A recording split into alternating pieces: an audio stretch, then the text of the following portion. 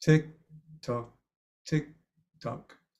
Oh, there we are. We're live on Facebook, I'm hoping. So, what are you doing there? We must be live on Facebook. I think we are. Hopefully. Yep. Anyway, there it is. So, welcome everybody. And tonight, Scott will potentially be with us around 7 o'clock. He's in Sedona, doing what he does best, and that's being a love coach and just a loving being. And I forget what the is it Portals to Ascension in Sedona right now? No, I think that it is the evolutionary leaders. That's it, Evolutionary Leaders. So he's there doing that. And so please put in the chat where you're from and what you appreciate about today. How about that? That sounds, yeah. Do you want to send out the bumper to the world? Oh, yes, let's do the bumper to the world. Thank you very much. Pull up to the bumper, baby. That's Grace Jones. Yep. And it's so nice to meet you. Oh. Yay. And here we go. You're doing great.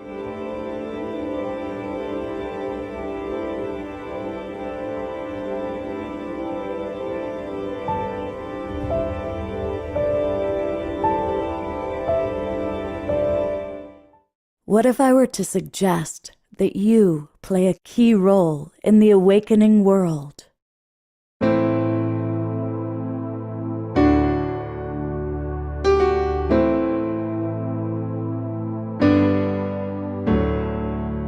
And that you are watching this because you have heard the call.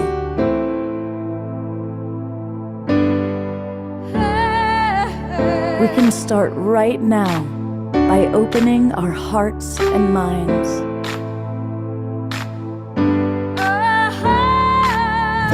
Welcome to the awakening world.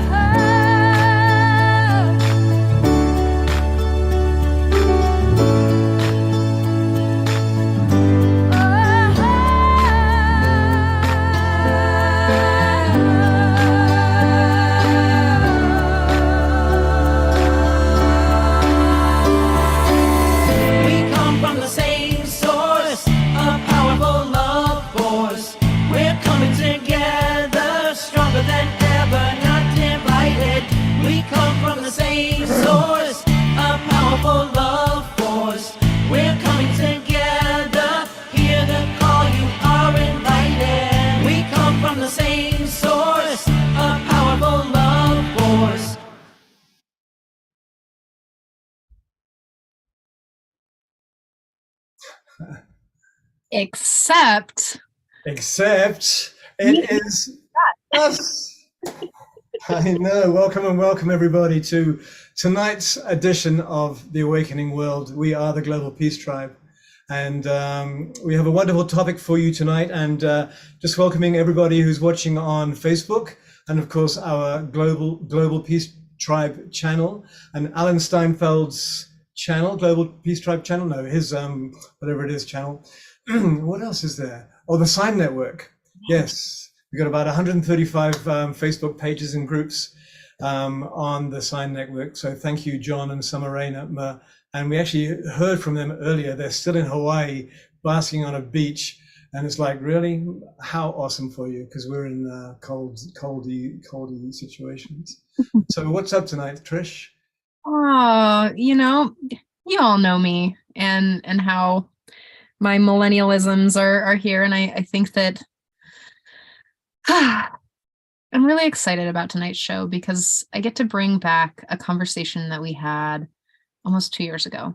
And before we start, I want to kind of give you some precursor, right? So we're talking about the different colors of love and the different styles of love tonight, and what really love means. And I invite you to type in the chat what love means to you and what love feels like, the different types of love and really how that lives in your world. There's a couple of things we're going to talk about that I really wanted to sort of define before we get into the call, because some of these are pretty juicy topics, right? And I think that the one definition that I want to bring in specifically is the definition of queer, because I know that a lot of people might not understand what this is. A lot of people in my age group and a lot of younger people really are still working on what this means. And I'm curious, by maybe raise my hands or even like typing in the chat box, what does queer mean to you? Have you heard this word?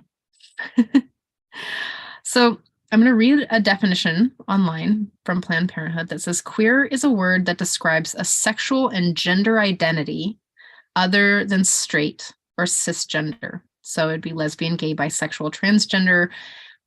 People also might identify with the word queer. And I also wanted to, because there's a specific word in there, cisgender, that I wanted to also kind of give you an understanding of. Cis means same, right? So the same gender, which would mean the gender that I was assigned at birth. Now, what that means is that when we're born, we come out with a certain type of genitalia. I'm going to get really just technical for a hot second, so bear with me. It's going to get more fun, I swear. So we come out with a certain type of genitalia. Now, in larger cities, they will take a child's blood to see if that, if they're, whether they have an X and a Y or an OY and a Y, you know, like they'll take the, oh gosh, what is this word? Does anyone have it for me? Chromosome. Yeah. Chromosome. Yay, Suzanne. So, they'll take a look at the chromosomes, but in a lot of other smaller towns, if you have, and I'm going to say this, ambiguous genitalia, that means that, you know, like the little fish scale, you have to throw it back if they have a measuring system that if your clitoris or your penis is a certain size, then they will actually operate if it doesn't fit into the conforming norm. I bet you didn't know that. I didn't know. Whoa, huh? So now as we're getting into, and it's like I want to say it's like 0.2% of the population is actually born with ambiguous genitalia. Do you know, like out of the population of the world, I don't know what that is because I'm not good at math, but that it's a pretty large number. So I think that's one of the reasons why there's a lot of people who are really exploring what feels right to their body. And this is what I want to bring in about queerness, is that it really does look like whatever your authentic, true expression of self looks like. That's what the queer people really want, is for you, for me, just to be happy and free doing as you wish. You don't have to conform to a gender norm if you don't want to. And you get to really express yourself. So if you're a man and you like to wear makeup, so be it. Yay. Fabulous to wear on anybody. Because and there's another social piece. And Omashar, I wanted to ask you some questions here. A socialization piece around how we are created as. And I'm going to go to a couple questions in a minute. Yeah, carry on. That this, when we're born, there's a whole social thing happening. And I think that a lot of the global peace tribers here really understand that we're on the outside of what society tells us to do, right? Like we're spiritual people, really pushing for a larger mentality, a connection of all people and of all beings, of all animals, right? That we are all one. And there's ways that in like school systems or in the language of the laws, or the way that people sort of identify people, it's already sort of gendered, right? So if you look a certain way, then you're gendered a certain way. You're supposed to wear pink, or you're supposed to do the dishes, or you're supposed to, you know where I'm going here? Yes. Yeah.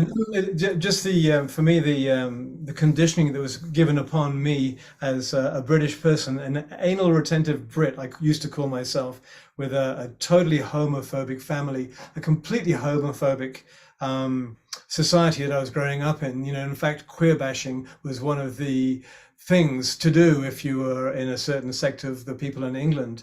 And you know, when I was really super young, like under 6'5", I knew of all the all-inclusivity of everybody, and how we're all sovereign beings and we should all just express as we are. However, I know over the next maybe 5-6 years, I had all of those things shut down to me.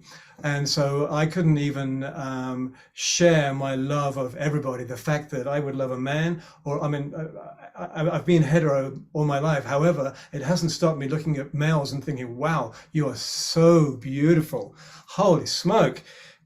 If only. And almost, it's because as your mind clears from all of the judgments, you realize that there's just beauty everywhere, and it's in everyone, and it all needs to be allowed to rise to the surface and be sovereign and expressed.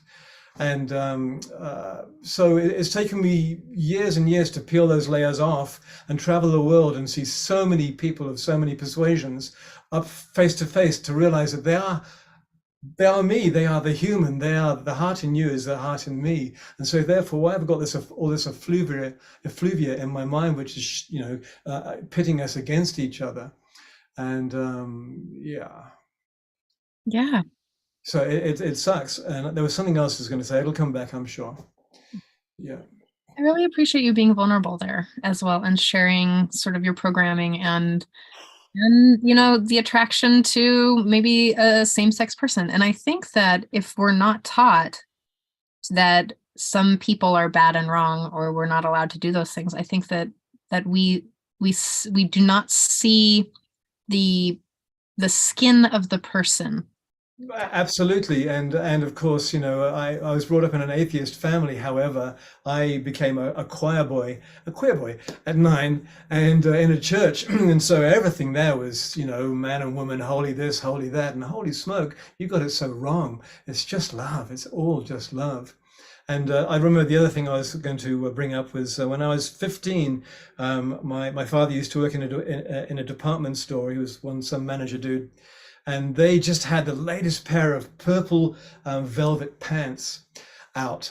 And I brought them home. I was just sporting my purple velvet pants, was my expression. And my mum said, you take those straight back.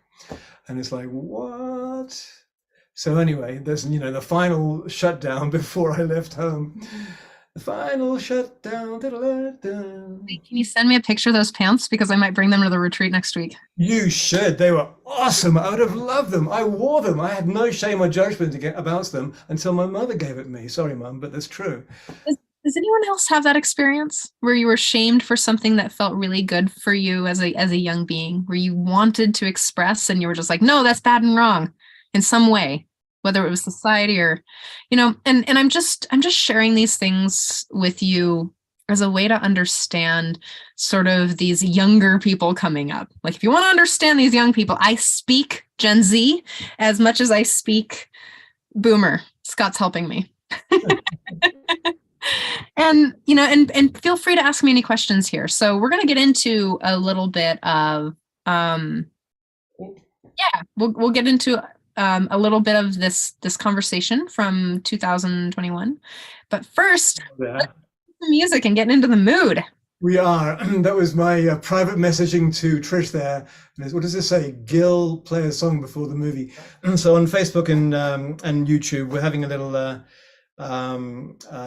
direct messaging here, and I direct messaged my privateness to everybody. So that's about, this show's going to be about being completely open and transparent.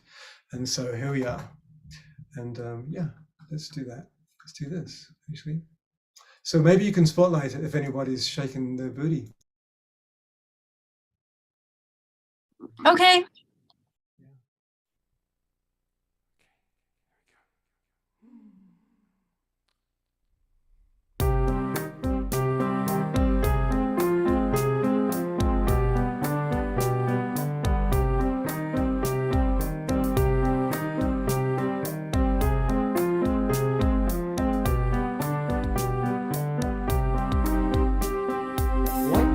do without you in my life. It would seem so unreal. I'm glad it's not true. What could I ever feel if you left me alone? I'm so happy you're here, that you came through. I am one love with you. You're part of my life. Don't think that I'm crazy, 'cause I feel so alive in this new situation. I am never alone. You gave me your heart, and now I call it my home.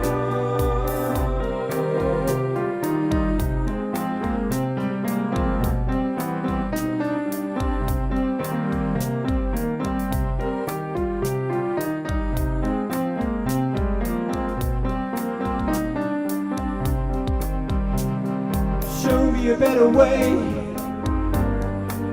to get on with my life. I wasn't always this real until you. I know of the constant change that we need for our souls. There is always a way for us to get through. I am one love with you. You're part of my life. Don't think that I'm crazy, 'cause I feel so alive in this new situation. I am never alone. You gave me your heart, and now I call it my home.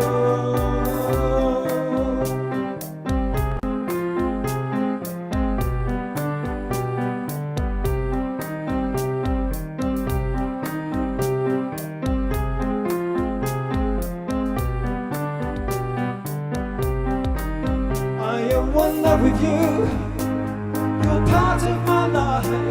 Don't think that I'm crazy, 'cause I feel so alive in this new situation. I am never alone. You gave me your heart, and now I call it my home.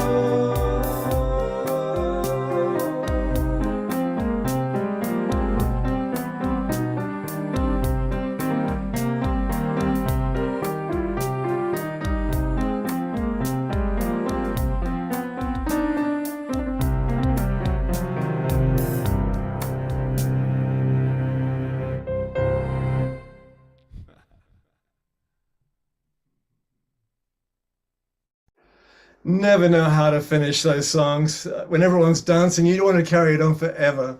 However, there it is. Thank you. Love you so much. And the love is palpable between us in this Global Peace Tribe. And of course, we ultimately know that the Global Peace Tribe is all of the 8 billion people on the planet now. 8 billion. Whoa. There's quite a few. 8. I just tipped the scale recently.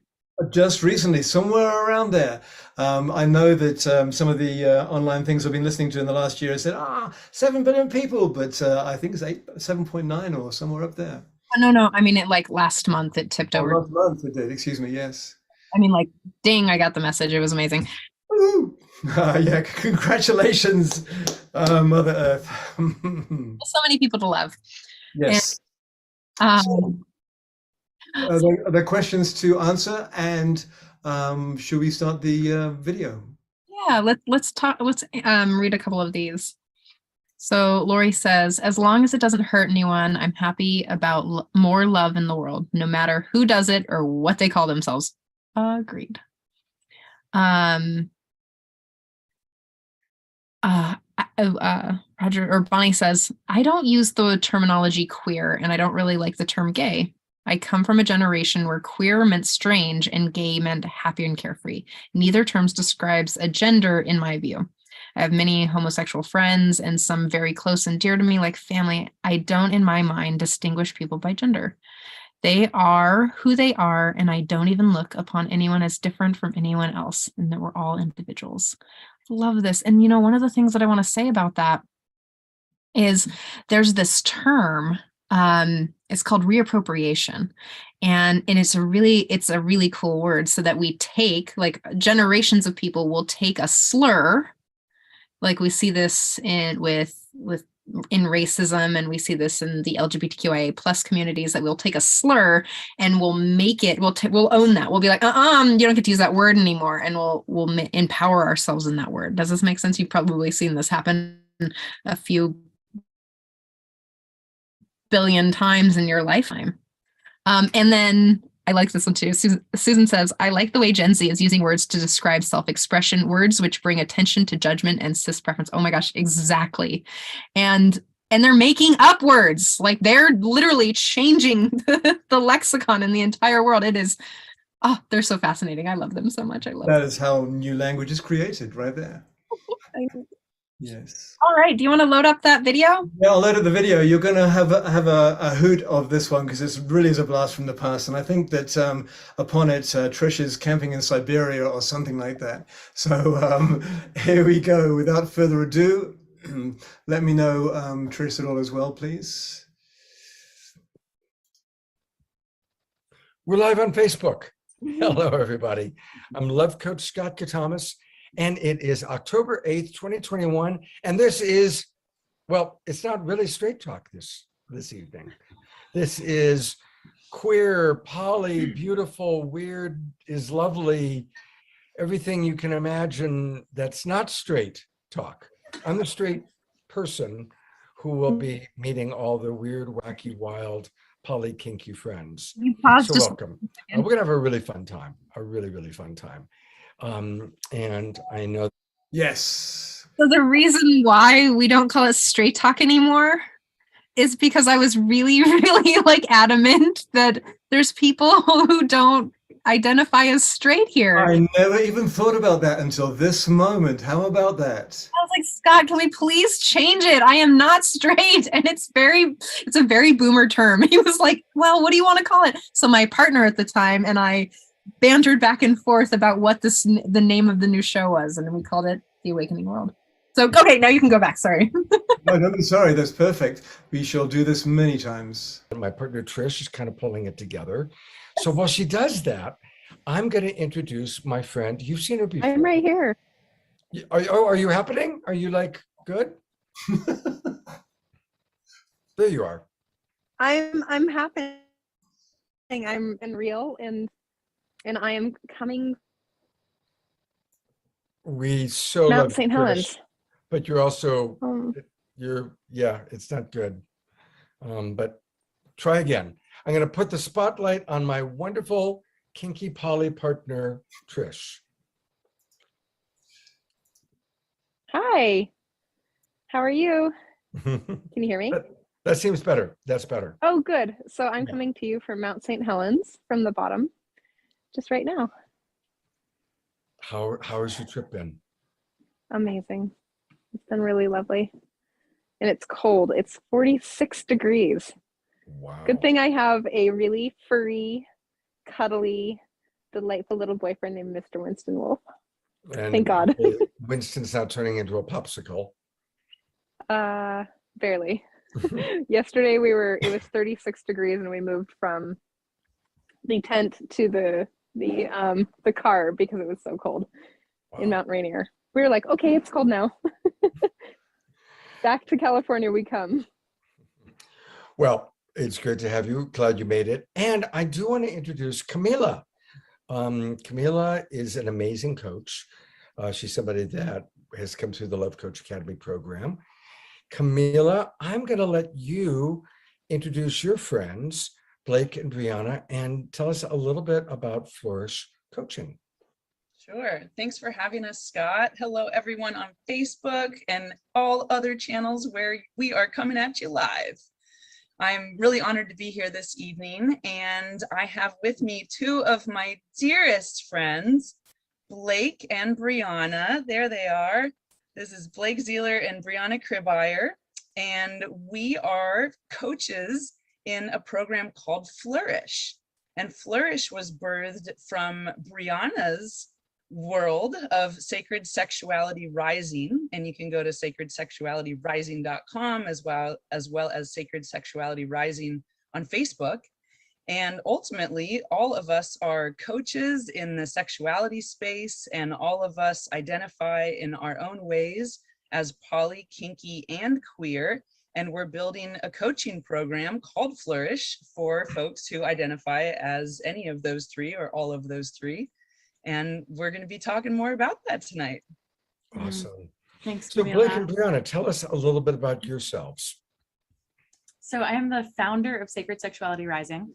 And in a lot of ways, poly, kinky, queer has been part of my identity for a very long time. I think from probably ages 7 or 8, without having those kinds of labels. What I understand now about myself to be true is that has been, I've felt like a weirdo most of my life. And I have specifically felt like a weirdo in the realms of relationships and sexuality. Come to find out that I wasn't alone. What I have really, really loved is that I even just defining these terms, poly, kinky, queer, I found that so many people from the definitions that I work with, which are totally working definitions and constantly changing and evolving as I constantly change and evolve, that a lot of people can relate to this, particularly kinky. You know, things that people like, all of us are weirdos in our own ways. We all have things that once we're really in touch with our truth and owning our desires, we're all a little kinky. That's a little bit about me. Straight talk. And Blake, tell us a little bit about yourself. Thank you, Scott. It's really great to be here. I'm having so much fun already. Yeah, what can I say? I have felt like a weirdo most of my life too. And it has been various forms of outcasting and finding myself as just not belonging in all sorts of ways. And it took a long time to really get into the nuts and bolts of like what I really wanted and how that was showing up in my life. And as I got further into adulthood, it was like these identities that I grew up with and this conditioning that I grew up with don't fit. And so one by one, I started discarding them and discarding former versions of myself, you know, and really like outgrowing, shedding skins. And I didn't really know from the time I was 7 or 8 years old, I had a much more latent progression of emerging well into adulthood and building up my life according to what I was told I should do and being utterly unhappy with it.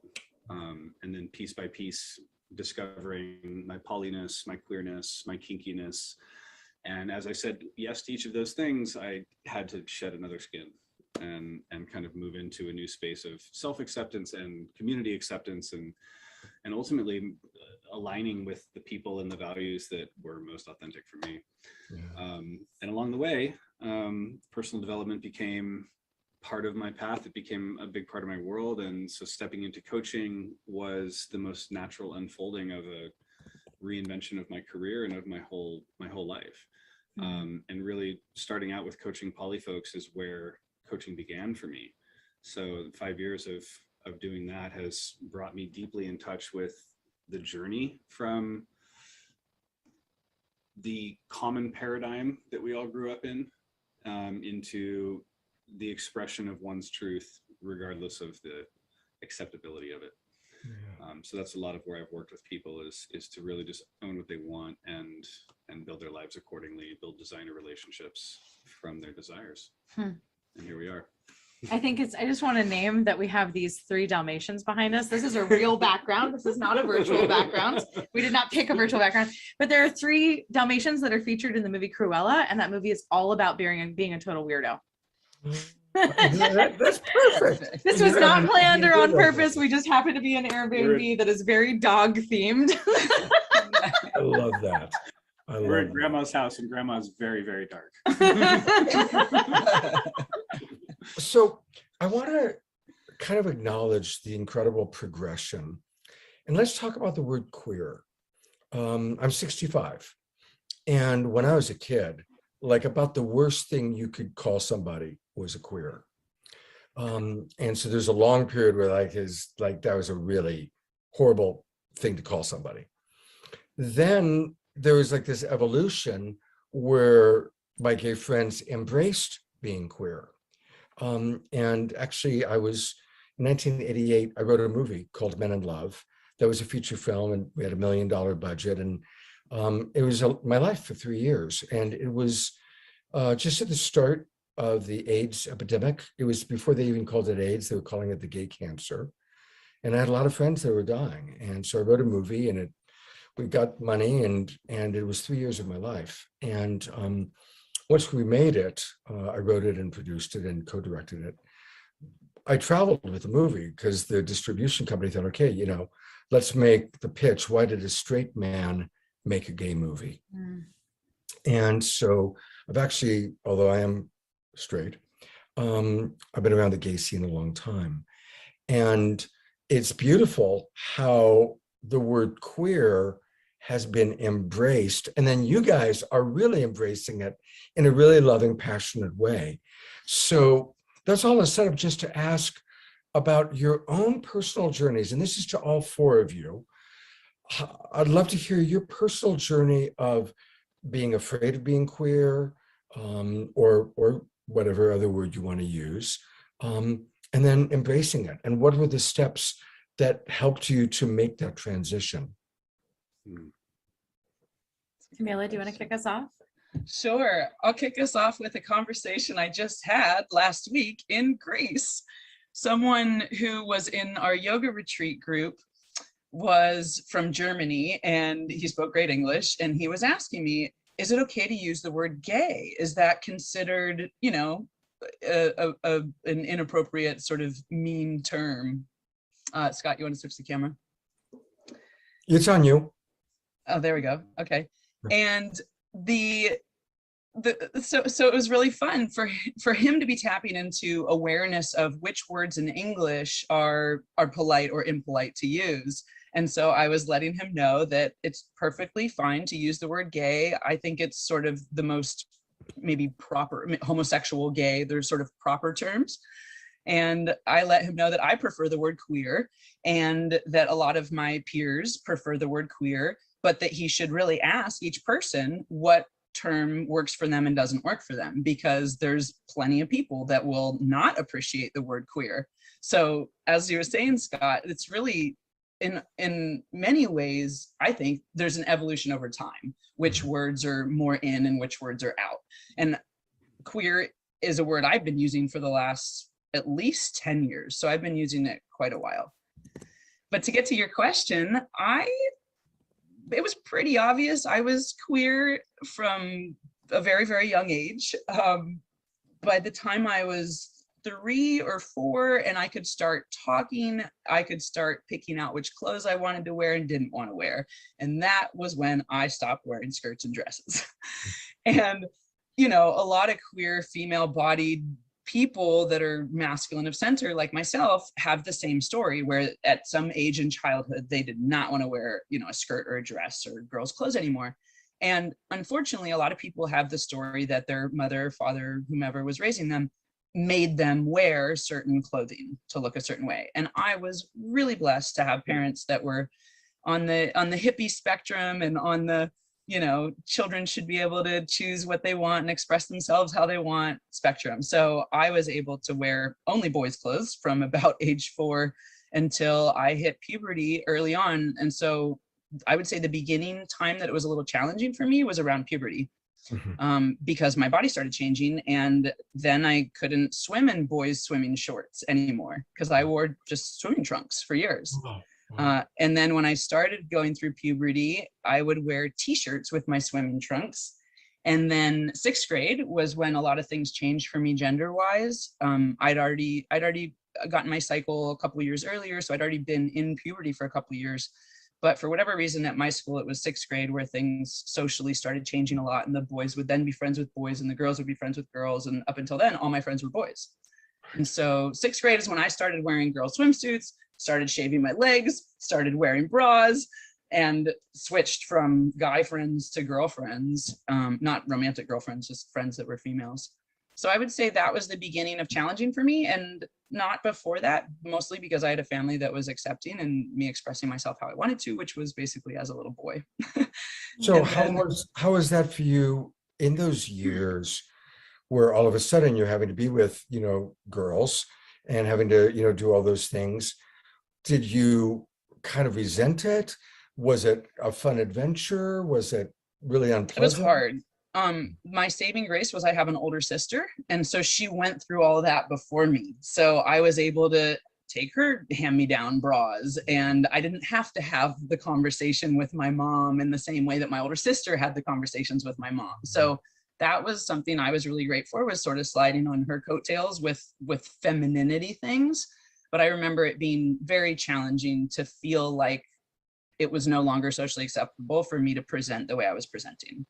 And that went up until, well, I was pretty much still a tomboy all through school. And I had a brief period of time where I married a man at age 17, and I was married in a heterosexual monogamous religious marriage from age 17 to 21. So that was a time where I expressed myself more femininely and missed a lot my sexuality of being with women. And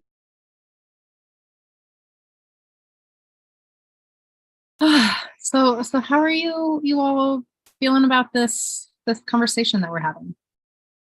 You feeling good about it? Yes, it's I'm going to jump in, and please chat, and if anyone wants to put their hand up, please do. It's bringing up for me as we go along stuff, and it's funny. There's a part of me that doesn't want to face it, so it's blanked out again. So come back to me. Yeah. Well, sure. I love it when it brings up your stuff.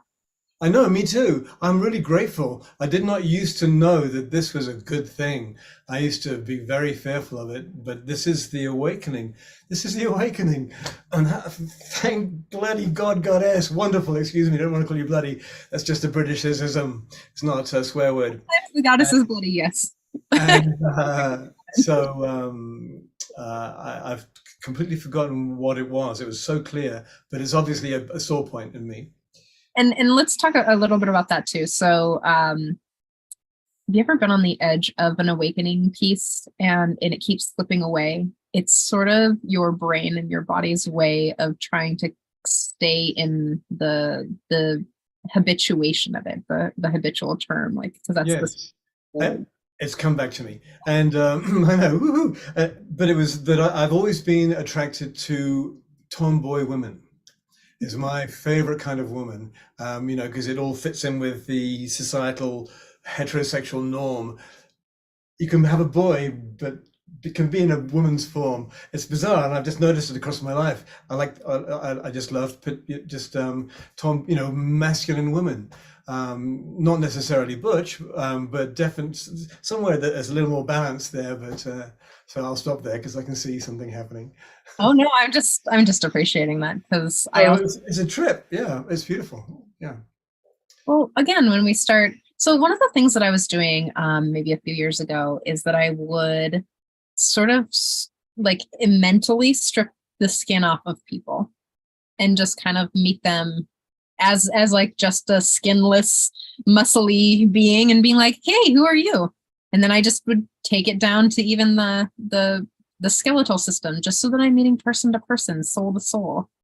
And what it has occurred to me, I'm one of those people, like maybe those practices that I've naturally come to really got me to this point where age doesn't really matter.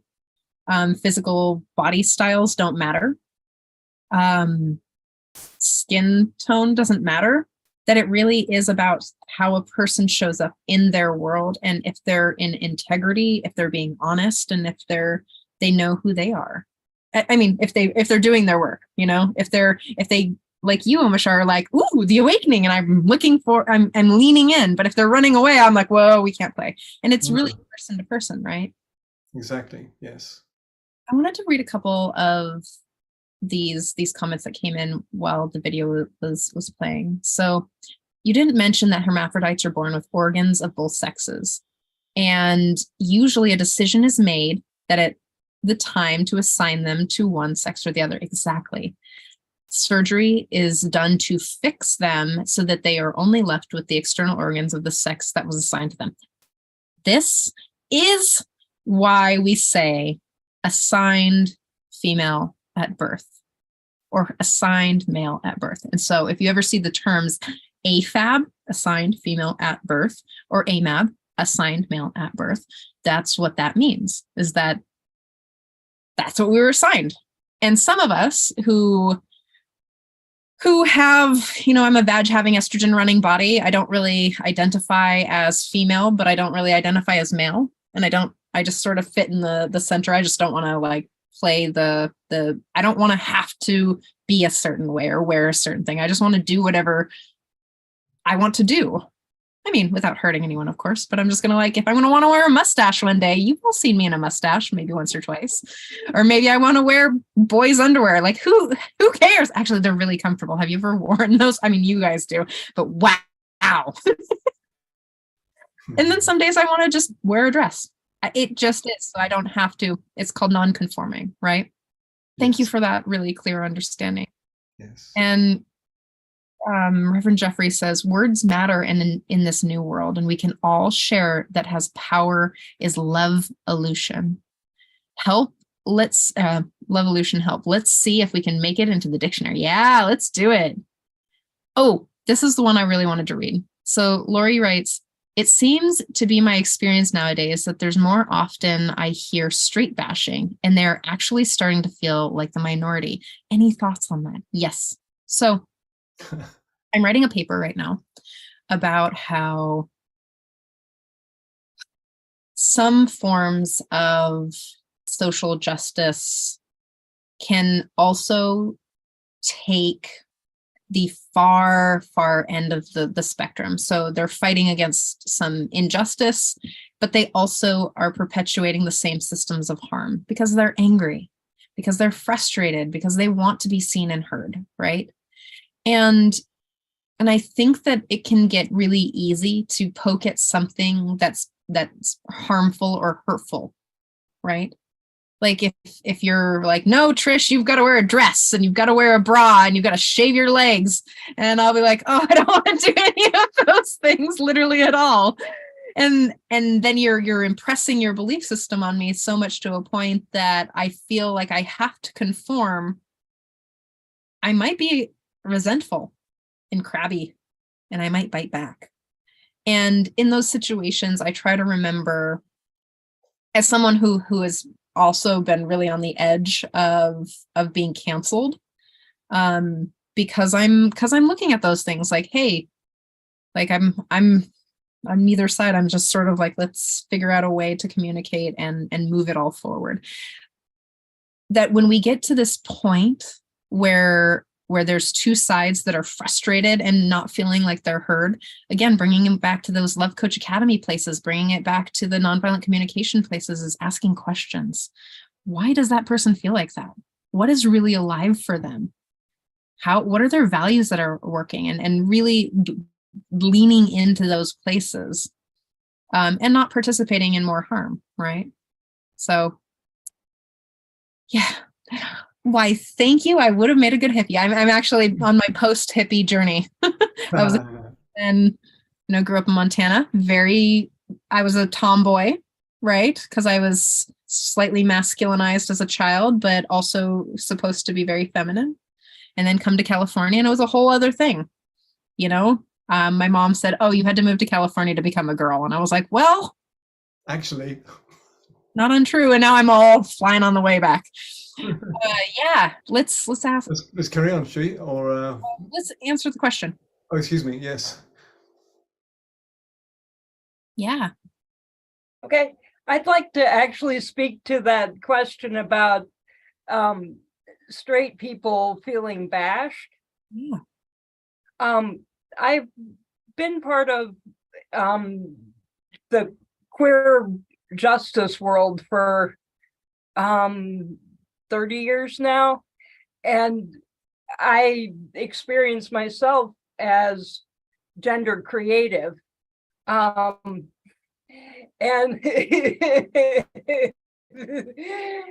so and I experience people's energies much more than I experience their physical attributes.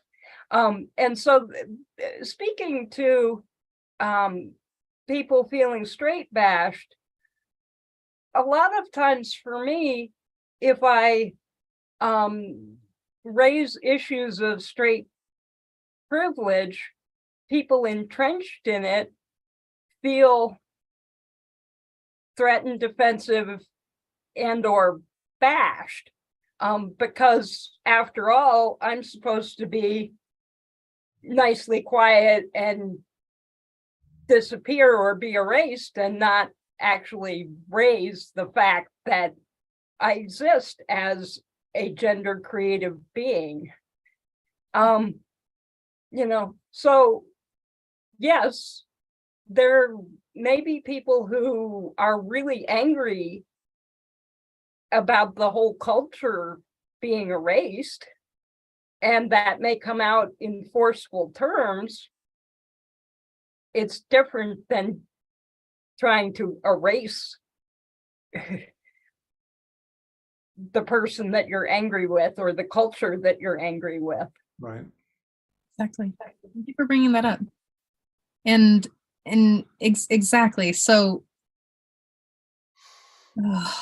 this just happens so much. The dehumanization of another person, which is literally like my largest pet peeve in the world.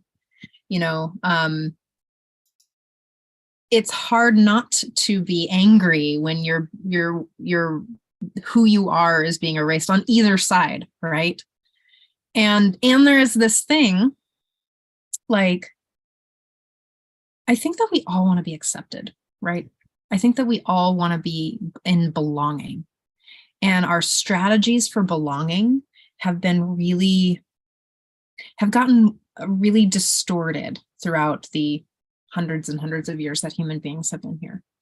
And that we've learned how to control other people or fight them or beat them or shut them down or, find ways for safety through these certain pathways and avenues. And there's some of us, I think, here that are really trying to find a more peaceful, a more loving, and a more accepting way.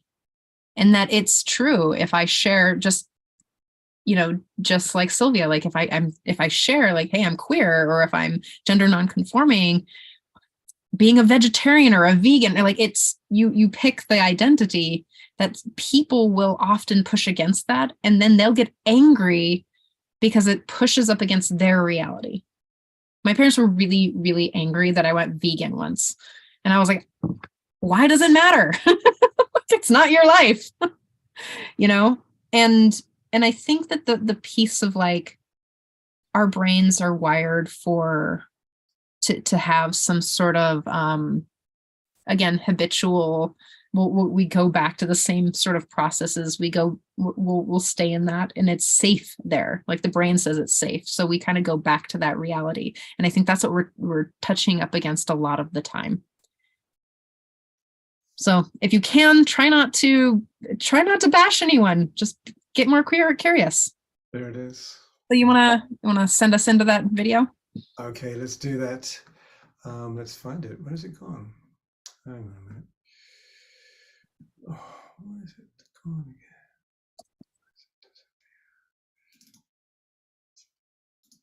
As soon as I divorced when I was 21, I went straight to the Castro in San Francisco and got myself a proper adult girlfriend. And never looked back. Blake didn't know this story yet, Camila. I see your faces. I'm like, oh, you don't know this He's yet. like, So good. So good. Oh, beautiful. Can I share my story? Please. Yes. I don't exactly consider myself queer. I don't really like the term, and I don't feel like I want to label myself in that way. And it's just, I mean, there's some like shyness around that for me. I'm really big in the BDSM scene, and I go to kinky summer camps and all these things. And I just, because I look the way that I look, I wasn't queer enough for the queer kids. And so they me out, and I was like, oh no. Okay. I consider myself an estrogen running badge haver. This is really what it like boils down to. Say that again slowly. An estrogen running badge haver. I woke up in a body that runs estrogen, and now I have menstruation and, you know, an innie. So And then he- yeah, yeah, exactly. Because I know that gender is a social construct along with a lot of other things, and I don't need to participate in kind of a categorization of myself. It's just too limiting. What I love, so I grew up in Montana being a total tomboy. In fact, my mom made a joke when I was in California, maybe like 2008, 9. She was like, "Oh my God, you turned into a femme here." And I started wearing dresses and makeup and like the whole like, you know, thing. And that's when I became a dom, you know, is really enjoying my like the power of the femininity, right? And so being able to play in those realms and being in the kink scene really has helped me explore my masculine, you know. I remember when I was little, oh, this is super, how graphic can I be, Scott? Go for it. Okay, I remember being teased by my sister. Oh my gosh, I can't believe I'm saying this online. Is that I would pull my labia really, really tight, and I would see if I could pee standing up and shoot out like a dude. And I was like, you know what? Like, I really, even as a child, I really didn't participate because I was like, you know, I can be whatever I want. I'm an only child doing my thing, and I still feel that sense of, I feel that sense. And so when I started exploring Tantra, realizing the unification of the masculine and feminine, it's really just receptive and penetrative energies. And I was like, oh, I can just be. And so now I cross dress and I, you know, participate in my masculine, and I, you know, I'm a really cute boy, just so you all know. I like really cute. Maybe you'll show us a picture of Christoph later on. Oh, well, Christopher Lee, shamanic spiritual fuckboy, is an expression of self to try to develop compassion for a particular man that I've dated, like a particular set of men that I've dated since, what do you call it, Scott? The California hot tub tantra?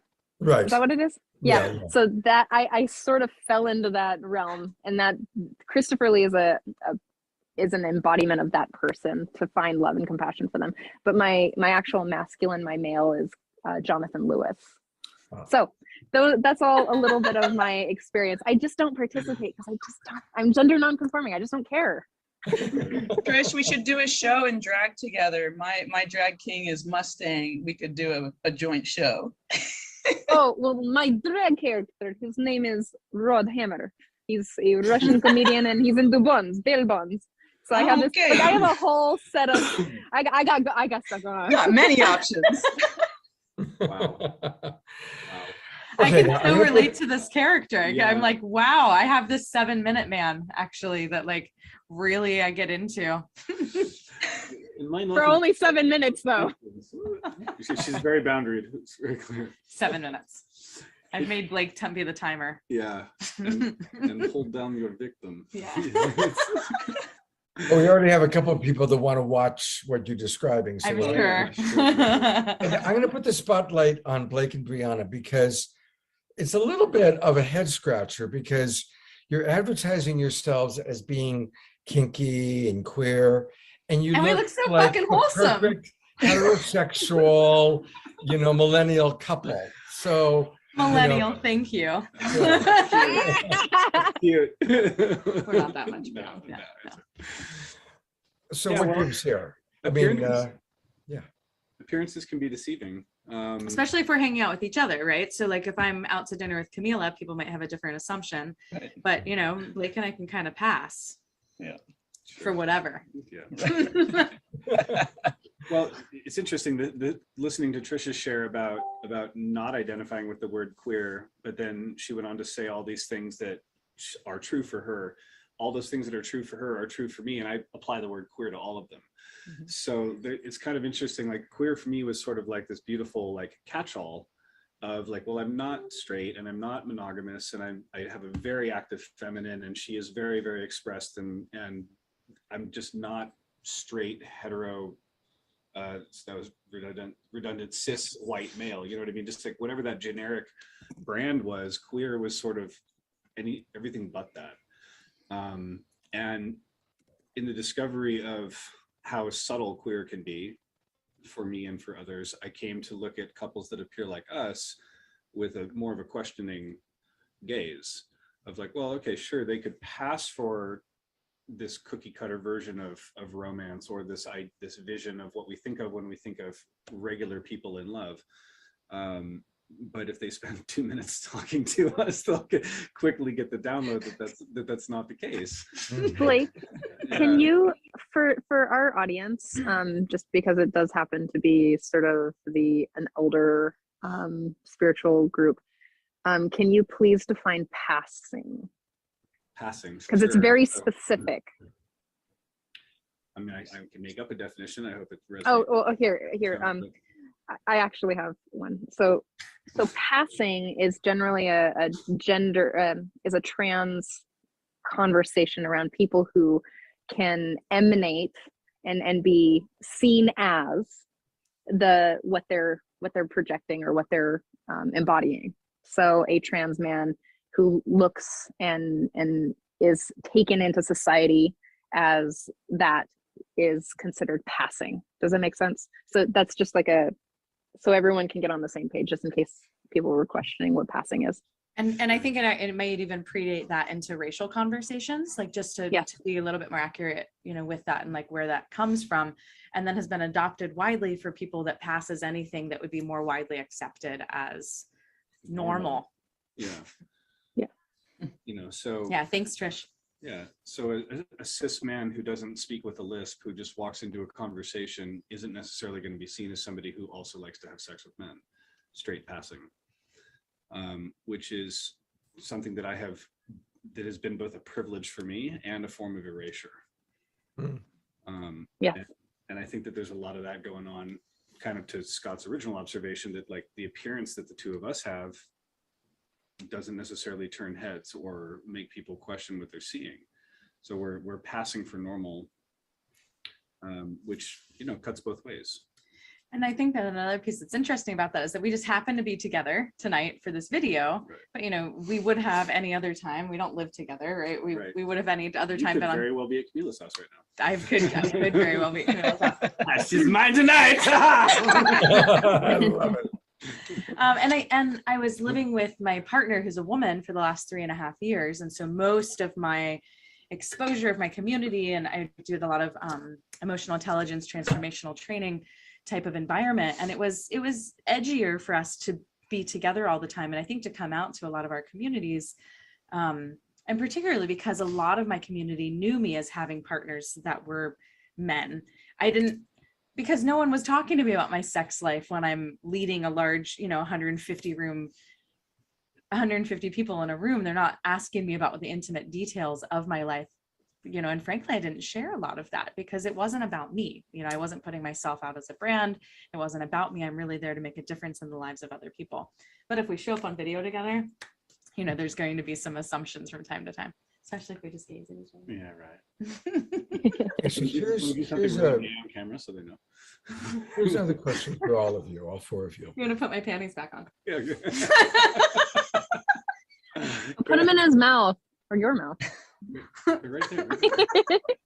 This is a wild show. It's getting fun. Just getting started. Surprise. Okay, now serious question. Seriously, because it's straight talk, not quite clear talk. Right. How do you all manage other people's discomfort? Not my problem. especially, let's just say, other people's discomfort that you care about. I mean, obviously there are people you don't care about at all. But how do you manage when people you do care about, their opinion, their relationship is important to you, and they're fucking uncomfortable with whatever queer thing you're doing? How do you deal with that? I'm going to give a quick example that my mom, who is a feminist and very liberal and was the high priestess of a coven when I was growing up and had gay and bisexual friends, like I always knew these things to be true in the world. When I, at 35 years old, started living with my female partner, she had a meltdown. She told, she was in this conversation that I was in a phase. I just laughed at her face and I was like, I've been loving women since I was 7. Like, I don't know what you're talking about. I mean, and I was losing it and thought it was hilarious, but she was actually pretty deeply affected. So I really, I think that this question is deep. Yeah, it is an important question. It depends on who the person is in your life. If it's your mother or your sibling or your oldest friend, it can be incredibly scary to sit with their feelings. Even just sitting with the question of like, are they going to accept me? Will they be okay with this? Before you share something is terrifying. So much so that it keeps a lot of people in the closet about the truth of their life. The other answer that I have is that I don't spend time with those people anymore. There are people in my life who I was friends with long ago who got uncomfortable about me and around me when I started coming out as queer and poly and just owning who I am. And they fell away, honestly. I lost a lot of friends and gained a lot of new ones who are so much more aligned that it's hard to say that I lost, really. But when it comes to people in your life who you can't just let go of so easily, it's a practice of acceptance, of accepting yourself for where you are and being honest about it, and accepting that they may not understand and they may have a lifetime of conditioning that tells them that you're wrong, bad, and going to hell, or whatever else the consequences are. And that's hard to hold. I've had a lot more pushback around being poly and being out about being poly than I have about being queer. And I don't talk as much about kinky, although now I do a lot more freely. And I take a lot of joy in talking about polyamory at this point in my life. And it's also been 15 years. And so when I started to lose friends and have people create misunderstandings and stories mostly behind my back 15 years ago, and then, for the following 5 to 10 years, I didn't know what to say and I didn't know what to do. And I was in a lot of victim mindset around that. Like, I really felt so sad and confused. And the last 5 years, I think this is a big part of why I love coaching around this now, is because I see how common this is. Yeah. And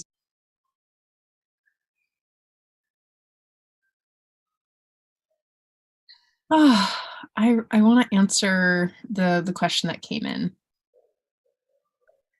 Michelle, can you stop the video? Oh yeah. There we go.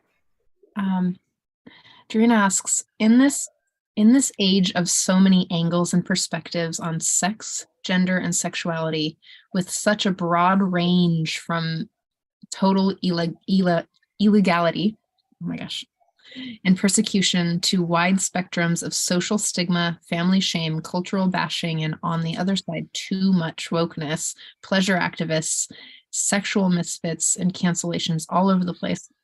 What has helped you the most in flowing with your changing sexuality, enjoying your gender fluidity, and feeling unashamed in feeling pleasure and sharing the joy of it all with others? Good question. Therapy. Like, having a really good therapist is really, really, really helpful. But also reminding myself that where I feel shame, and I'm specifically talking about the shame of the social programming, right? There's certain things that we know, like that love is love. We know that love is love. That there's certain things outside of that, not the shame of me hurting someone, right? Or not being able to show up the way that I said I was going to show up, or something like that. But the really, like, the shame of the social construct of the identity of, is to really remember that piece is like, this is a man-made creation, and that I will still always be, defiltering that piece around, whether I'm expressing my in my relationship polyamorously, that there's shame around that because people don't understand it, because they think it's some certain way that frightens them. And to get really, again, finding compassion for their perspective and understanding, to invite them in. dancing. Dancing is a really big one for me. But I dance in a very like, Gestalt dance embodiment practice to remember that the body is truth. Like my body's feelings are true. And to really speak to people who get me. Like, I'm not going to share all of the things that I have in my life with people who don't meet me there. Like, who can't meet me there, who will shame me. I'm not going to like talk to my, I don't know, like my dad about I'm starting to like talk to him a little bit more. Here, I'll just tell you this. I posted something a while ago about the expression of Jonathan Lewis, my inner man. And my sister screenshotted it and sent it to my dad. And my dad calls me and he was like, "Oh my God, are you transitioning?" Because he thinks that transitioning is a mental health issue. And I was like, whoa, chill out, man. Like, you'd probably have known long before I was going to transition, because that's a whole other thing. But this is the gender expression that I'm expressing right now in this form. And he didn't quite get it. So I don't share with him all of the like expressiveness. But if I want to be like, "Hey, Scott, let me tell you," or "Hey, Omashar, let me tell you," these people are safe for me in my fullness, in my full expression, right? That could be polyamorously, or that could be God knows what. I mean, give me a few months and I'm sure I'll have something else for you.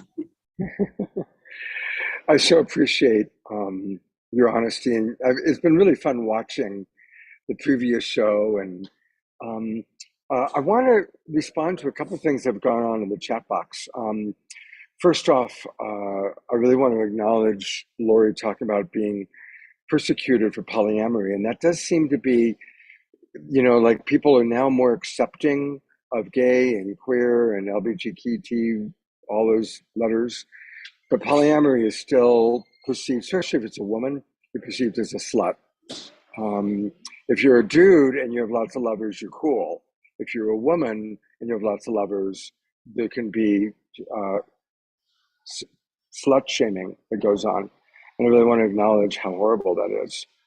Also, in response to you, Susan, what Mormons or people that have multiple wives, that's not polyamory, that's polygamy. They're Yes. very different things. Polygamy is multiple wives. Polyamory is multiple loves. It literally means poly means many. Amor is love, so many loves. And polyandry is many husbands. Polyandry, that no doubt something that you may experience someday. One could only hope, Scott. I'm just having a hard time figuring out one or how to keep a boyfriend. Anybody have any advice? That'd be good. There's a whole show right there. So yeah, I'd love to just ask you, Trish, if you want to share anything for Lori about, and by the way, I liked Lori's definition of polyamory, because Lynn and Leaf asked, what is polyamory? And again, it's one of those things that means different things to different people, but it usually implies multiple lovers. And I really like what Lori wrote. A polyamorous relationship can be between any two or more people in any way they see fit and agree on and are happy in. Beautiful. And I'll add that polyamory works when everybody in the constellation cares about everybody else. Yes. It doesn't work when that's not the case. Also, as my friend Kamala Devi, who I coach and who's a polyamorous teacher, points out, move at the pace of the person with the shortest legs. Meaning, if you're using an analogy to it being a hike or a marathon, move at the pace of the person who needs to go the slowest, not the person who's ready to go racing ahead and go fast. So, Trish, what are some of your thoughts About polyamory? And also Lori's thing about, being shamed for being polyamorous. Again, I think that there's a level of there's kind of a newness in the conversation. I know that polyamorous has been around for a very, very, very long time, and multiple we'll call it extended family. But the way that it has expanded in the last 25 years has been incredibly profound, right? With LGBTQIA plus, that those movements have been pushed really hard in a lot of different waves, right? Different waves of feminism and different waves, and polyamory is now one of the things that's coming out, and it's really, they're difficult, to say the least, in the legal system to understand it, right? Anything that's outside of the system norm is considered bad and wrong, right? And just as a thought that I've been thinking a lot about, and a lot of people discuss it with me, and we discuss, is that capitalism specifically is founded on the nature of the nuclear family, because the nuclear family, the two-person family, is a way of property ownership, right? Marriage is an institution of property ownership and legacy leaving, and so that shifts when there's house of 16 polyamorous millennials, it's shifting the dynamic in the capitalistic system. Anyway, so I think that's there, and then there's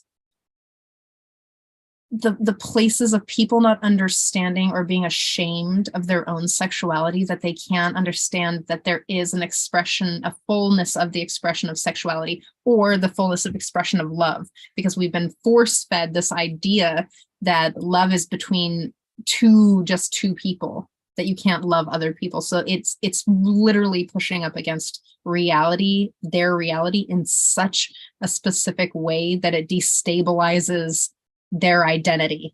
That's how I see it. I just put in the chat something called openlove.org, and Open is a really cool organization that is a lobbyist organization.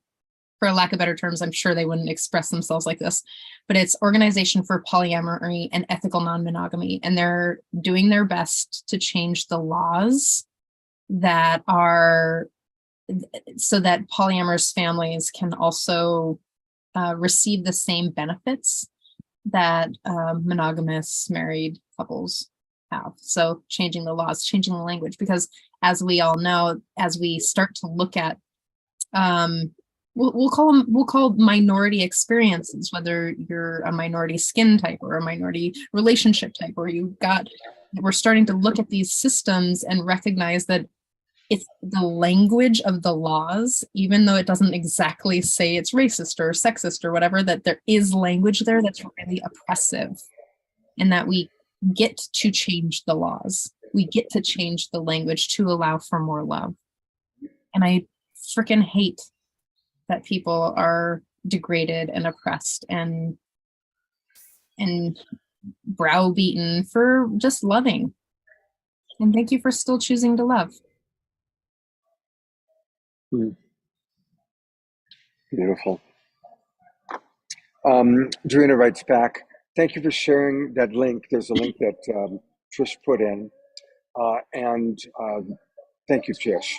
I just joined it, and the newsletter Open, Organization for Polyamory and Ethical Non-Monogamy, is a nonprofit dedicated to fostering all that we're talking about: acceptance and building political power, supporting non-monogamous communities and leaders. So it's beautiful.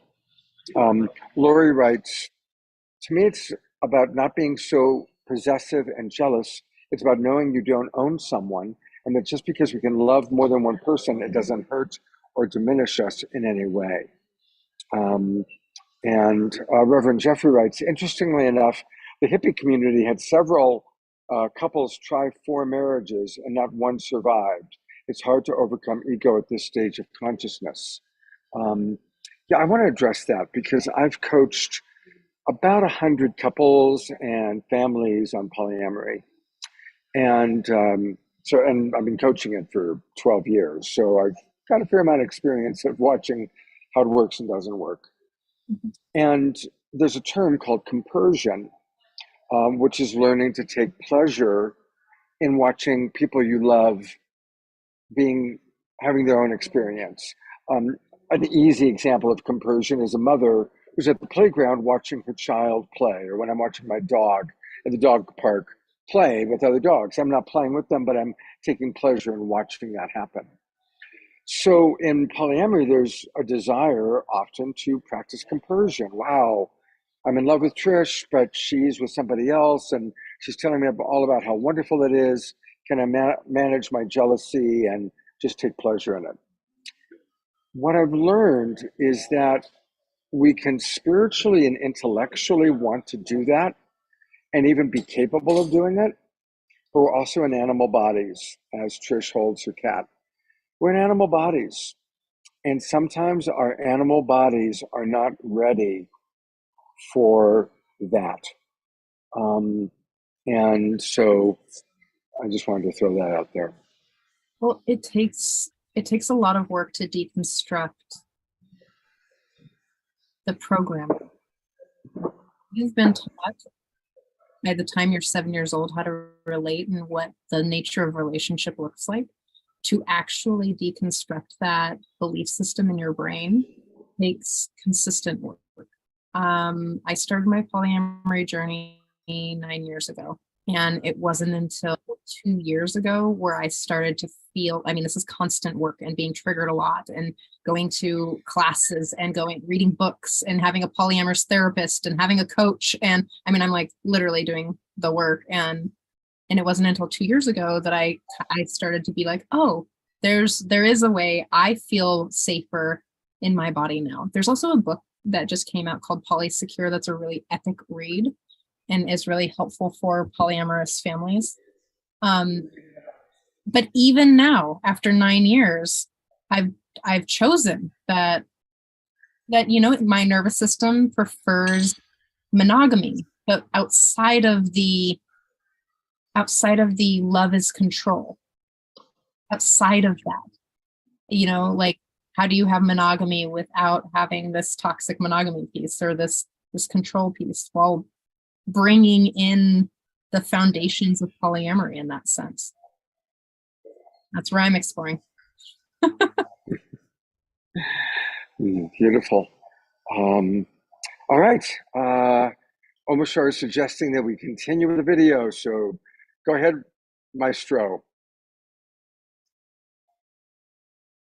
My perspective is compassion and education at this point.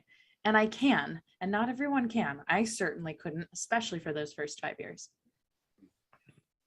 That's beautiful. Compassion and education. And that's a really beautiful short answer to a complex question. Camila, Trish, I'd love to hear what you have to say about that question. Yeah. I recently had an experience with my family that, I mean, you were around for it a little bit. So my nibbling, which is my sister's child, is non-binary. And they asked me to use non-binary pronouns. And I posted a picture, the picture of Jonathan Lewis, and as like a way of sharing, like, hey, you can be weird and queer and cool and whatever. You can do whatever you want, and I'll still be here and to love you. And being really promoting that. And I've got the picture right here. So there's the picture, or one of the pictures.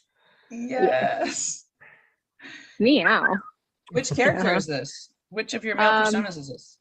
Well, this is actually so I went to a sex party, a kinky poly sex party, as Christopher Lee, because that's where you participate in social dynamics. And I really needed to play this character out.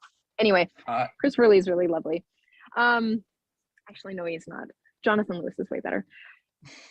He's a nicer guy. So when I called my dad, he had this really interesting reaction. He believes that nonconformity is a mental illness. And I was really, really pissed. I was really, really upset. And I sat with that for a long time. It's just being like, okay, this person was born in the 60s and lives in a different life. And luckily we live in a more authentic world. Like the world that we do live in right now is developing and cultivating authenticity as a form of inner truth. And so I sat with my father's reaction. He wanted me to post a clarification about my post. And I sat and I thought about it and I was like, I'm actually not going to do that. What I am going to do is leave it as is. And I'm not going to rub it in his face, because that would be cruel. Like if I know that I'm being uncomfortable with him, like I don't need to participate in some aspects of self with those people. In fact, that's called discernment, how we move through. And so I sat with deep compassion, was just like, okay, this person is deeply uncomfortable there, regardless of whatever stories I can make up about their own understanding of identity and whatever. And I just sat there in compassion, like, okay, I love this person. I love them from where they're at. And I can show up the way I can without abandoning myself with that person. But I'm also going to hold my truth and my values in a very specific way. And so I really resonate with Brianna's share about, yeah, it's about compassion. That's coming back to understanding someone else's perspective and being able to hold that. Again, I don't like share, hey, poly, kinky, queer stuff with my parents. It's not necessary for their reality. When I'm sitting on the couch eating popcorn at their house, I'm certainly not needing to express that aspect of myself. Mila, I'm going to want to hear from you next, but I just want to read a couple comments from our readers, Sure. or our people in the Zoom room. Matthew talked about how in the military, some of his closest friends were still hiding, and it was surprising to learn that they, had been that they were gay, because it wasn't safe. Beautiful comment from Lisa. She writes, being and speaking authentic truth is so powerful. Absolutely. Absolutely.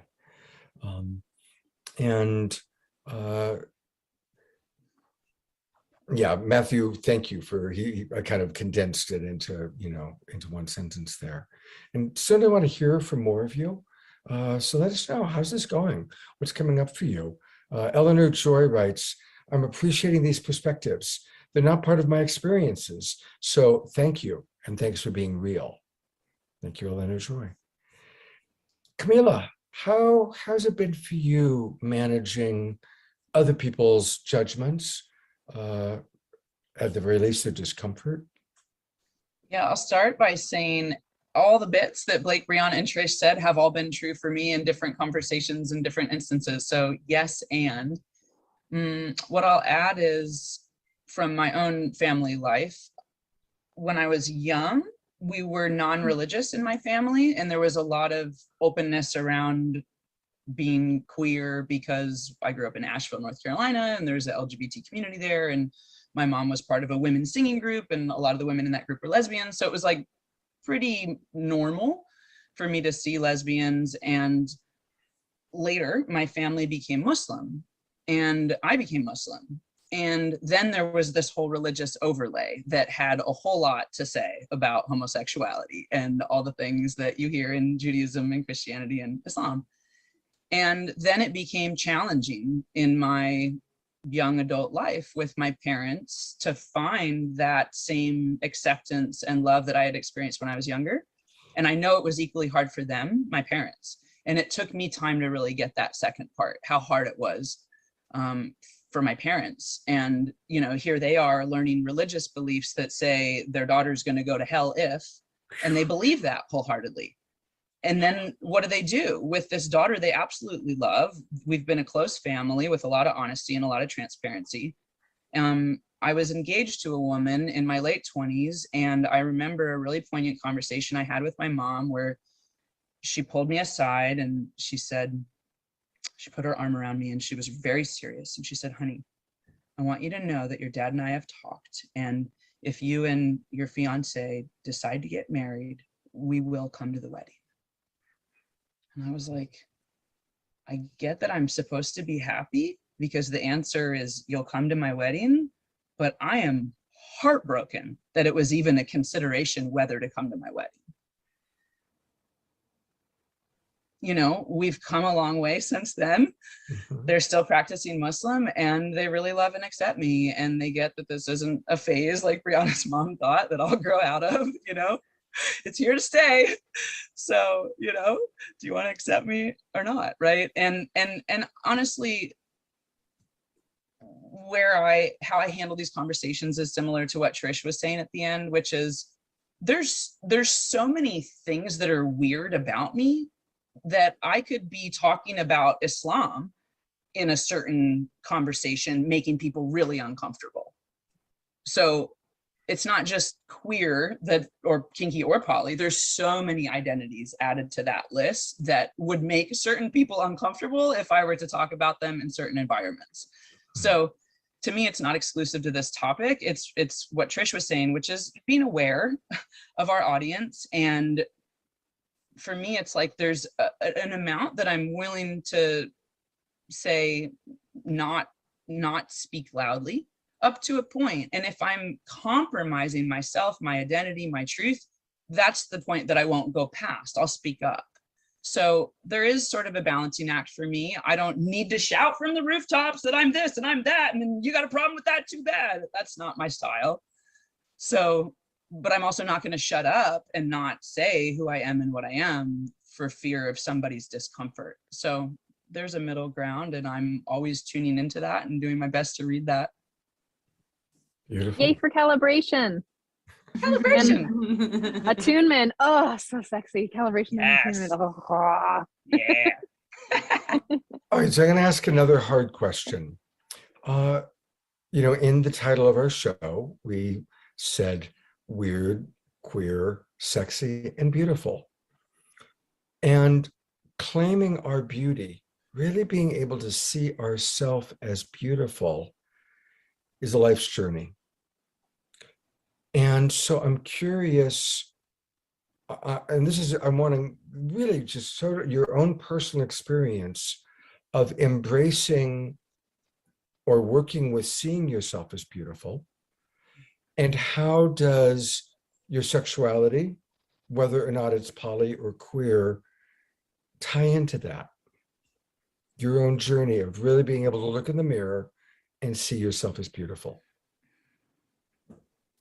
For me, a big part of it has been playing in these spaces of the ugliness, like being able to really sink in and actually feel like, what if I can also see myself as disgusting?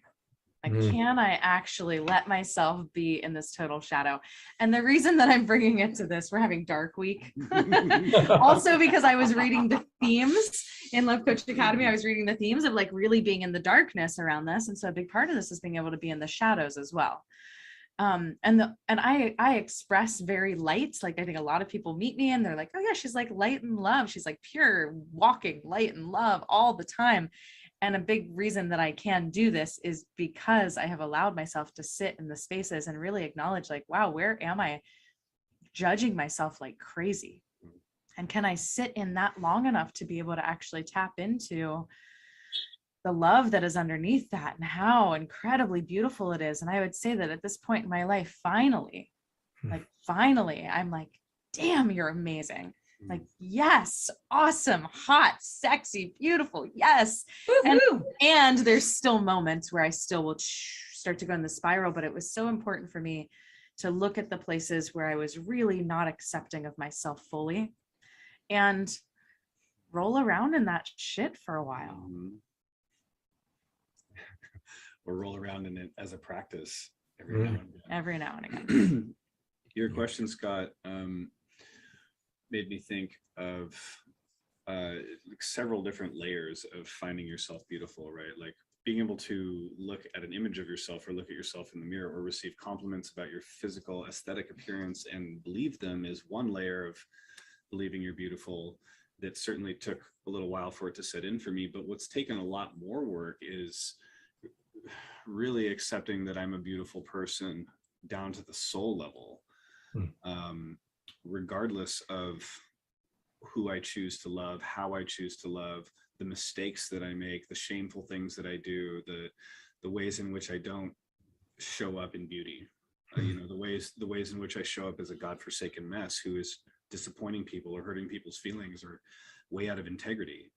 It's being able to hold yourself in beauty at those times that I think is much harder, and has taken a lot more work. And the connection, I think, with sexuality and with queerness is that as a result of being on this path of weird, like just feeling all of these weird parts of myself coming through that are happening at the identity level, that I ultimately had to kind of wade through them all, both like claim them and then let go of them. Because to become overly attached to identity pieces is to restrict what you are and to label yourself into some narrow description that other people find digestible, that doesn't do justice to the complexity of who and what you are. And so for me, like it really was more true with poly first than it was with being queer, but both. Those recognitions of my truth, like admitting and coming to terms with that's how I am, was itself a spiritual path, because it forced me to confront all of my programming and all the judgments and all the places and reasons that people might reject me, and indeed reasons that I might reject myself. The programming for which goes back to, pre-verbal times. And I had to look at and touch and heal and love all of those wounded places in order to really come to a place where I find and accept myself as beautiful all the way to the bottom. And it's still a work in progress, like literally this week, I've been working really fucking hard on that. So this is coming off fresh as an expression of like what I really heard in your question, that to really appreciate and cherish oneself and celebrate oneself as a beautiful, attractive, lovable, choosable person. And this is really the idea of conscious kink. Yeah. Right. So like, as we weave this part about poly, we've talked about queer and poly quite a bit here. And this is actually the idea of conscious kink, is that we're intentionally going to these places and kinking them out, finding a place to love them, seeing what healing there is involved in all of this. Yeah. And getting dark with some of those places that of self-hatred or lack of acceptance or ugliness or messiness or judgment, and just being like, yeah, fuck it, that is me too.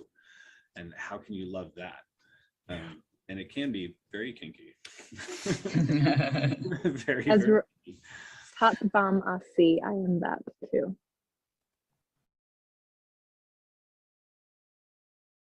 I just wanted to riff a smidge about what, and I'm certain that I probably go rant about this when I get to talk next in the video. But there is a bit. So as I've been doing, I've already started working on my dissertation, which is years and years and years away. But one of the things that I've been noticing in my research is that one can trace individual insecurities through social norms. So if you historically look at what is socially acceptable, well, and I'm sure I probably even like talk about gender and our the beauty standard in this video. But when you start to really look at, we'll call it the beauty standard, you start to what we're constantly judging ourselves against, we start to see that that's also a social construct to fit into the norm. Again, our strategies for belonging can be really just tragic. And there's some of us who try to conform so much to get the privilege and the power to have that. And some of us just can't conform. It's just not available. Like if I was born a thicker Black woman, that would have been a really difficult place for me, because I can't conform to the very thin, young, white-bodied person. And as you queer your identity, that's one of the things that you look at. You start to step out of what is considered beautiful, what is considered desirable and you start looking at your own desires, you start looking at your own sexuality, you start looking at your own identity. And you've got to look at it and find ways outside of the social construct to really love yourself. Can I love myself in the gross, nasty places as well as the places where I just don't fit in? I mean, and I have that beauty standard privilege. So there's places where I still struggle with that, even though, because I still don't quite fit into the exact norm, or the places of intellect or class or you name it. And so I've been tracing insecurities base all the way back to this, where the social norm started. So the social norm is conformity, right? For safety. So we get something if we're participating in that. And rant. Okay.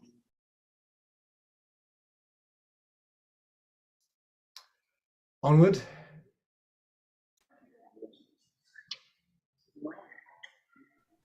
I missed that. Did you? I didn't Say hear it you. again. Oh, maybe Tatavam Asi, I am that too. Mm. The I am that understanding too. of Tantra being the integration of all the parts. Yeah. Yeah. Indeed. Trish, Camila, do you want to share kind of your journey as I asked? You want to go first? Sure. So I had parents that gave me a good imprint for self-love. So I don't feel like I had a major conflict of, I'm not beautiful because I'm poly or kinky or queer, or any of these identities. I would say where it was most challenging for me was when religion entered the scene. And I know a lot of people have that story. So for me, it was, when my family became Muslim, when I was a teenager and I started practicing Islam at the same time, then it was like, does God accept me? So it was less my self-love and more this idea of this external entity that was in control. And was I going to be loved by that? And that was really challenging for me for many of the years of my 20s. I had a really hard time feeling like I was making a good choice from a spiritual lens to be living in queer relationships. And that wasn't reconciled for me until late 20s, early 30s, late 20s, when I started, getting to the place of it's not about God, heaven, hell, good, bad, straight, queer, all the dichotomies that we're taught in religion. And I was able to really see a much deeper truth of universal humanity, and we're all loved by God. We're all accepted, we're all cherished, and that was the harder part of my journey, was around religion. How are you doing in present time with seeing yourself as beautiful? Do you find yourself seeing yourself more and more beautiful as time goes by? Or as often as we age, that brings up challenges. So how in present time is your journey of seeing your beauty going? Yeah, I would say that I've been deepening. Thanks, Blake. Blake just gave me you're hot message. I would say that I have been intentionally deepening self-love in the last couple of years. There was a lot of internal growth work that I did during COVID. That's pretty much how I spent my lockdown, was getting extra healing sessions and coaching sessions and really working on some deep parts. I was working on this whole codependency theme that I've had in adult relationships of my own. So digging deep into the roots of codependency brought me into where I felt disconnected as an infant. And then from that place, I was deepening my self-love. So yes, it's a practice that's very present for me. And just recently I was working on deepening that a lot.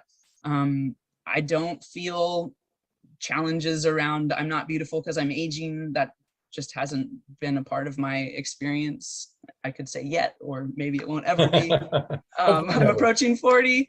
I feel great. I do feel better and better, better and better, because I'm on that life path of spirituality and growth and self-acceptance and love and community and support and all the things. So I would say it's more and more and more self-love over time. Beautiful.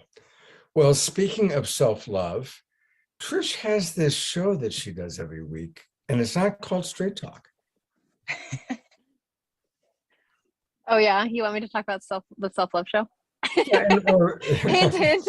Hint, hint. Well, I'm trying to help Um, you promote there, dear. And also, there's the same question: how you dealing with beauty, Yeah. the concept of beauty? I'll weave it in. So, okay, I'll answer the question first, and then I'll weave the whole other thing in.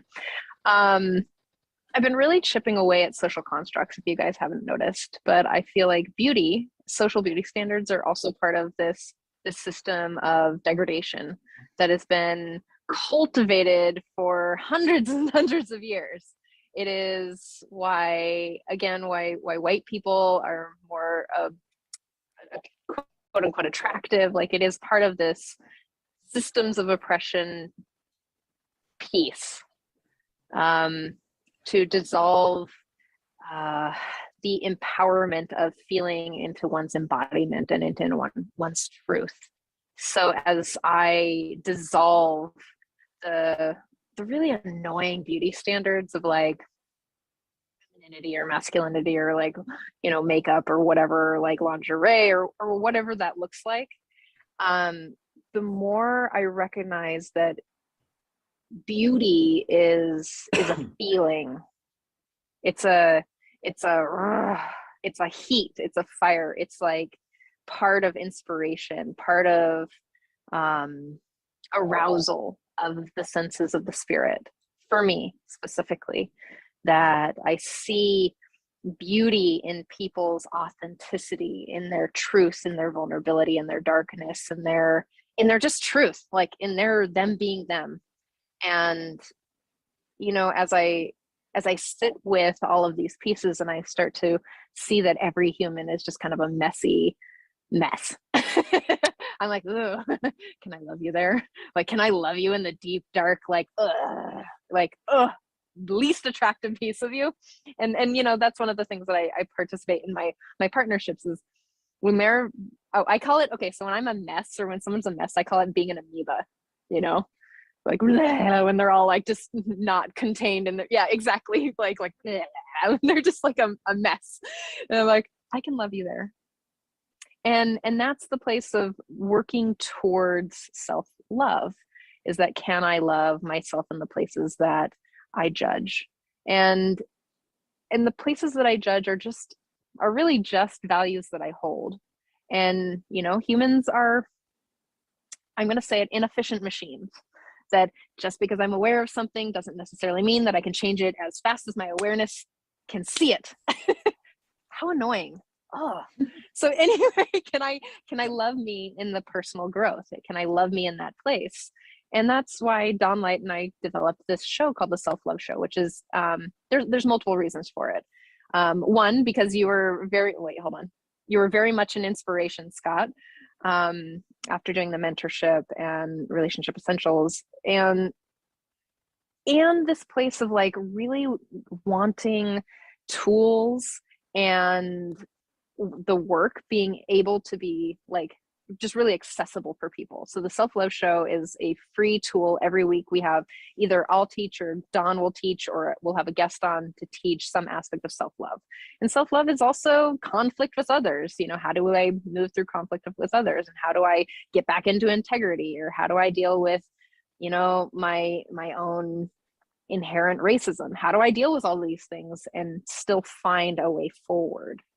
And so those are pieces for me. So just to say, personal work, like doing my work, is part of self-love.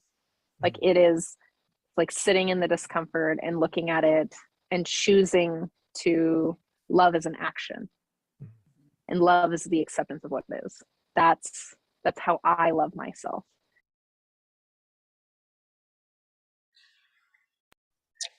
What's it like seeing Trish from a year ago, or whenever we did this, a year and a half ago, 2 years ago?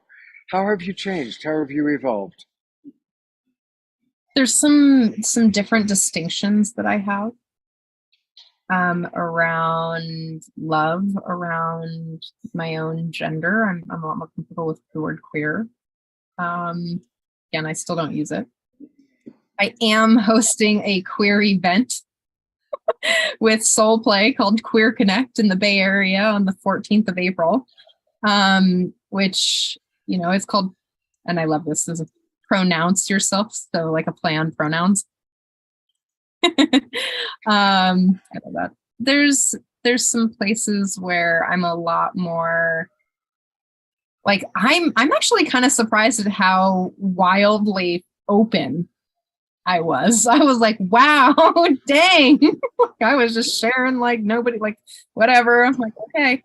A lot more of my work is, you know, I'm still doing codependency and self-love work. Also a lot of the the Love Coach Academy work, but also really bringing in my understanding around sex coaching and kink, like my experiences in the kink community. That's all changing. So I'm launching my new program called Attuned Dominance, which is BDSM, well, dominance outside of the patriarchal white supremacy model. So that's, I mean, it's evolving. I'm evolving as a human. Yeah. I've started dating trans women and I've dated women. Like my expression has just changed drastically. Well, it's an honor to watch you evolve and to be your friend. And you all can join Trish and myself and Mark Denisovsky and Omar Shar and Bonnie and Roger. And let's see who else is, and Nitya is going to be with us. Awesome. And let's see who else is here that's going to be part of our, turn on your cameras if you're going to be at the retreat. We are gathering in less than a week now in Los Angeles, and there are still spots available, and you could be with all of these beautiful people and many, many, many more who are going to be with us. And so won't it be wonderful to be able to hug Trish and to be able to talk to Scott and talk to Mark and all the people that I just mentioned? So I really want to encourage people. This is happening. We're all going to be together. And I know it's a big deal to figure it out and come to LA, but we have a mansion where we're going to be doing the events that literally is a 10-minute drive, a 10-minute Uber from LAX. It's right on the other side of Los Angeles Airport. So you can fly into LAX. We will pick you up. We will ferry you about. We're going to have love coaching, psychics, healers, music, Larissa Stowe, and Omar Shar. So Omar Shar and Trish, what are you most excited about with the retreat? I'm still digesting tonight because I've watched the evolution of both of you, because you were 65 then, and now you're 59, so it's brilliant. And my hair's longer. And it's longer, but it was amazing. What an evolution, and it's molded, for instance, Trish into even more of a whole being than she was already then, and of course coming to LA. It's just going to be so wonderful to be with each other, to actually be with each other and speak to each other and feel each other's breath and bodies and share with each other. Basically, it's just such a lovely thing. I've spent so long in front of a computer screen, loving it and loving the connection, because it's expanded my world to the world. But to have this chance, this possibility, which is not going to be for another quite a while, you know, would not miss it for the world. Beautiful. And how about you, Trish? What are you most excited about? Oh, I get to meet all these people that I've only been seeing virtually for a zillion years, and the weather's better. I'm really excited. In the mansion, I was like, I mean, don't get me wrong, I had this fantasy for a hot second. I was like, we should get a photographer in there and have people take pictures of us because it's beautiful. It is. It's a really beautiful place, and you know, since the last time I've been on Awakening World, we've added. We're collaborating now in a big way with Tangela and Soul Search, and she's got all of her psychics coming because she's got a psychic fair on Sunday. But on Saturday, what we're going to do is we're going to be offering healings, love coaching, psychic sessions, It's going to be like just, get an astrology reading, get a coaching session, get a healing, get a massage. It's going to be really, really, really fun. So definitely join us. There's a couple of earlier events that are not Global Peace Tribe, but you can still come to on Tuesday, the 28th, the big LA Convergence with Unity Earth.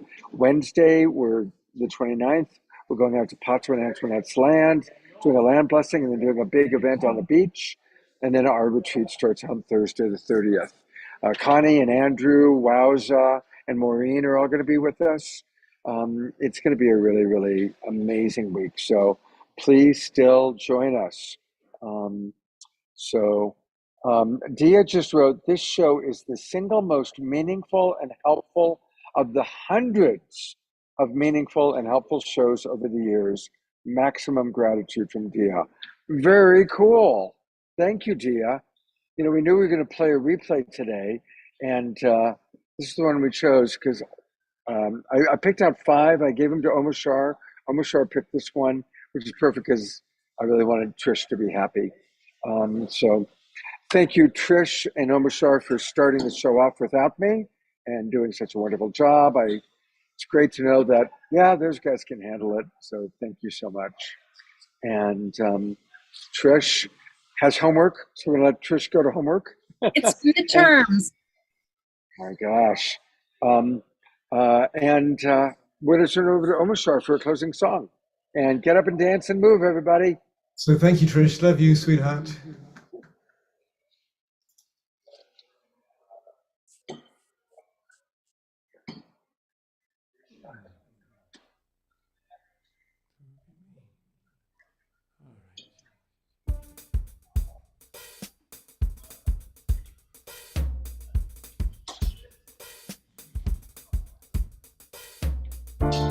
Please show me how to reach you. Strip me down, let go my mind. I was naked and blind.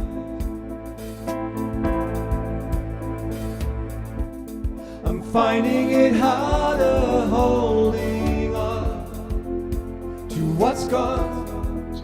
And there's the future. What if we never get that far? I know it may sound crazy if I say not much is real. So tell me inside, how do you feel?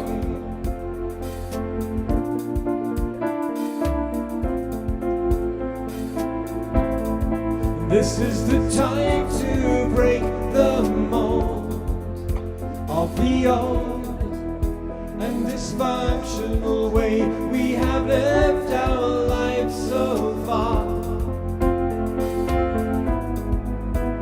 How much longer can we hold on to that which tears us apart? So free up your mind, open your heart.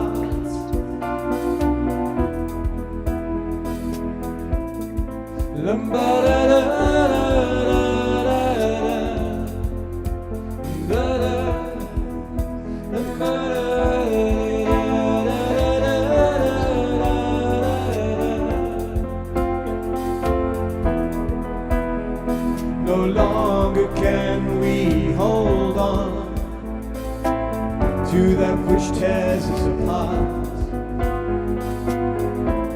So free up your mind, open your heart.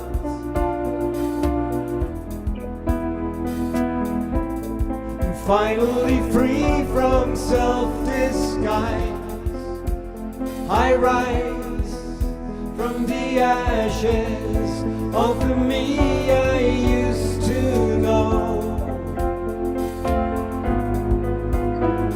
You know that I am a dreamer,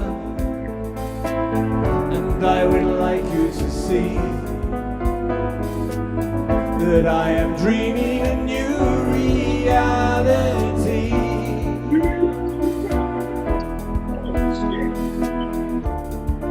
show me how to reach you.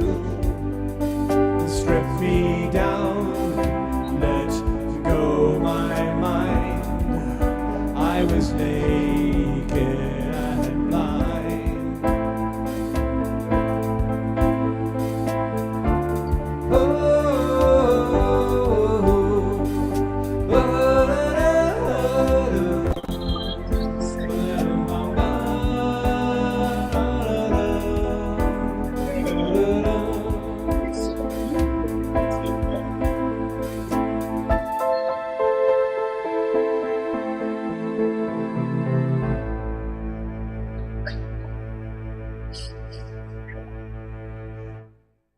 Woohoo! Thank you so much, beloved Omashar. I love that one. That's a great one. Yeah, they're all great, Scott, but it's the context and the two songs that I chose for this show are just perfect because the theme dictates what comes in. So thank you for that recognition. Absolutely. I can't wait to be with you next week. I It's know. about to happen. Holy It's smoke. Oh, but I will be with Omashar online this weekend, and I do want to tell people a little bit about what's happening this weekend. So, as most of you probably know by now, I'm in Sedona, and the Hollow Movement is starting tomorrow night, and it's a working retreat with 75 members of the Evolutionary Leaders Network. And so we're going to have our Awakening World shows at the regular times, Saturday night at 6 o'clock Pacific time, Sunday morning at 10. And I'm going to have members of the Evolutionary Leaders spontaneously coming and joining me. And already several people have said yes. And of course, Reverend Deb Boldow and Ben Bowler and some people you do know. But we're also going to be meeting a lot of evolutionary leaders that you haven't met yet. So that's going to be a really fun and rather unique shows this weekend. And again, come join us in Los Angeles. Really hope you can make it. Kiki writes, that was a very educational show for me tonight. Learned some new words and the definitions. I don't get off the farm very much. Yeah, absolutely. There's one comment, sorry, Scott, from Dia saying that she wants to know how people after the first two events can join with our event, I'm assuming from the question, just a couple of things back. And so, Dia, you can just go on to globalpeacetribe.com, correct? And click on the sign up and itinerary for our retreat. Can somebody tell me how my friends participate in events after the 20th? Yeah. There's a link. I'll put it into the chat box again. And that's got all the information. You can also, if people are really interested, you can have them email me or text me. So I just put the link, and that has like all the different links. That takes you to a website with kind of different links to different parts, like our agenda and things like that. And I'm going to put my cell phone number in here. Please don't write it on any bathroom walls. But here's my text, and don't call, text me, because I don't even check my voicemail that often, but I'm religious about responding to text messages. So for anybody who wants information about the retreat, there are single day tickets now. So you can come for a single day, you can come for all 4 days, you can come for all 6 days, and we might even extend for another day. It's going to be really amazing. Psychics, healers, love coaches, Omashar, Larissa Stowe, music, and so much more, and hopefully you. So it's going to be, Nitya is going to be with us. I'm really excited about that. He's waving. So yeah, I get to meet people that I haven't met, but there he is. And of course, Bonnie and Roger, who found the mansion, Mark Danisovsky, who's going to play accordion for us, of course.